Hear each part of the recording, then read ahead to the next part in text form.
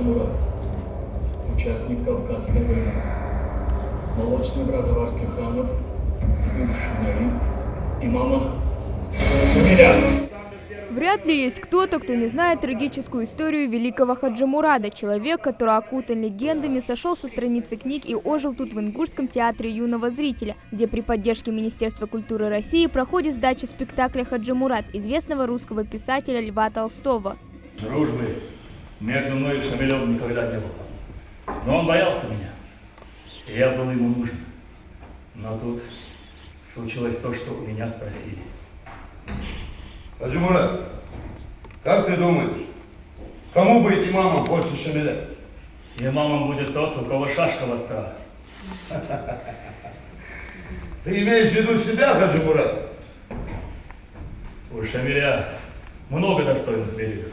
Хаджимурат – смелый, решительный и бесстрашный горец, судьба которого предрешена с самого начала. Эта роль досталась Рахману Бекову, известному артисту, певцу и начинающему актеру.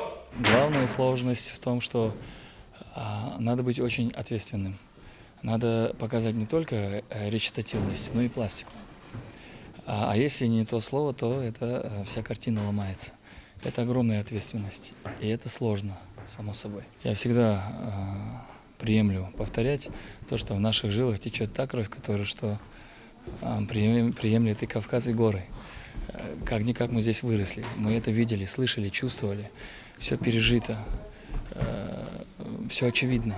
И все то, что я перечислил, служит тому, что я уверенно знаю о том, что я говорю, что я вжился в персонаж. Спектакль «Хаджимурат» дает возможность взглянуть на историю Кавказской войны и на духовные искания Толстого в непривычном ракурсе. Театр предложил оригинальную интерпретацию произведения посредством рассказа от первого лица. Зрители могут прочувствовать главного героя, ссылаясь к его внутреннему миру, взглядом на жизнь и ценности. Толстого самой пьесы нет, есть его большая повесть, которую нужно что-то вытаскивать из нее, какие-то куски компоновать, делать одну линию, чтобы это была какая-то цельная история, которая будет не рваться, будет интересно. Вот это самый сложный процесс.